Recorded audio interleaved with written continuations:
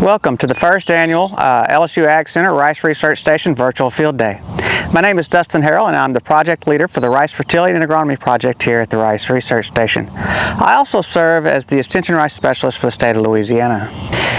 Today we're having a virtual field day with this video, and I hope that this is the first of many videos that we're going to produce in a series that's going to focus on different agronomic and fertility practices used in rice production.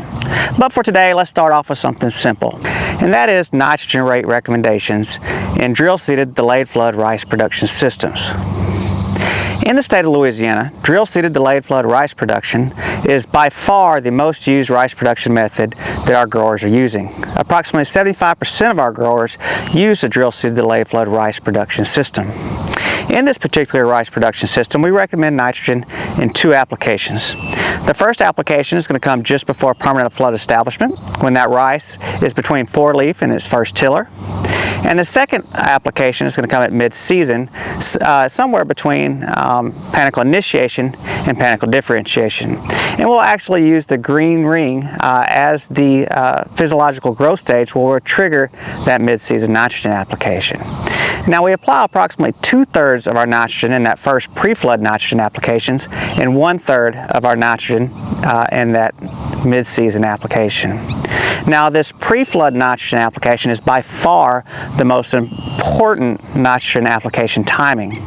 The reason why it's the most important, because this is where we apply the most nitrogen, and it's also the timing where we have the greatest potential for nitrogen loss. In rice production, our growers like to use urea. Now urea is the cheapest per pound of nitrogen fertilizer that's available out there, and this is one of the reasons why it's so popular. However, urea has a tendency to turn into ammonia gas, and this gas can simply float off the soil surface. We call this process ammonia volatilization. Ammonia volatilization has been studied here at the Rice Research Station for many years. In our studies, we've seen that approximately 35% of the nitrogen that we apply can be lost through ammonia volatilization. That's 35% of our growers' fertilizer dollar that's lost before the flood ever gets on the field. And that's quite significant. Now there are some things that we can do to reduce ammonia volatilization. And one of those things is that we can apply a urease inhibitor on top of our urea to help slow down this process. What a urease inhibitor does, it actually delays the breakdown of urea to the ammonium form, and because it delays this process, it also delays ammonia volatilization. Here in the state of Louisiana, we only recommend 3 different types of urease inhibitors, and only those that contain the active ingredient NBPT, NPPT, or duramide. And these are the ones that we recommend. In the state of Louisiana, we also know that we produce rice on large rice fields. Sometimes it may take up to 10 days to flood these rice fields.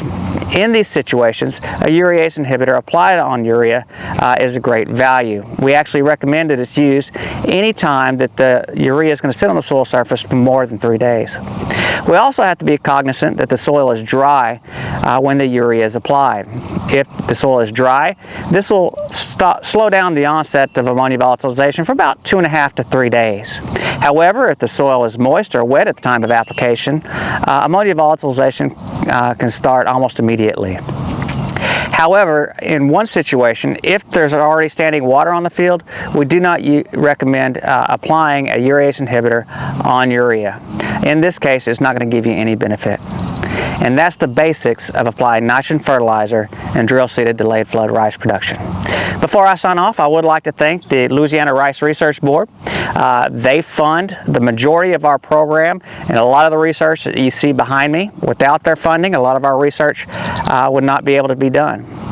So in future episodes, I hope to cover different agronomic practices in more detail. But for today, I'd like to sign off and say thank you, and we'll see you next time.